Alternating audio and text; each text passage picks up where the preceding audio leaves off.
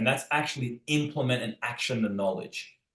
And I used to hear this in the past and kind of get it, but I've really put a lot of time into in recent times understanding this process. And the reality is, you can just keep listening and taking in knowledge left, right, and center. But if you don't action things and you don't just do that last step, you don't get the runs on the board. Mhm.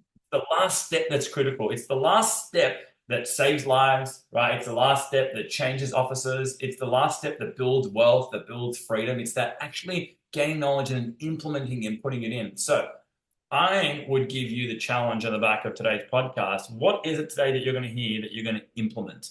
Because speed of implementation is one of the keys to success. Because if you lose the opportunity of the moment, okay, you might not get the opportunity again for months, dare I say, years. You'll listen to the next episode or the next podcast or read the next book, right? And next thing you know, that key bit of information is gone or it's been delayed in a massive amount, right? Well, have you experienced that as well? That last step of implementation is where so many people get separated.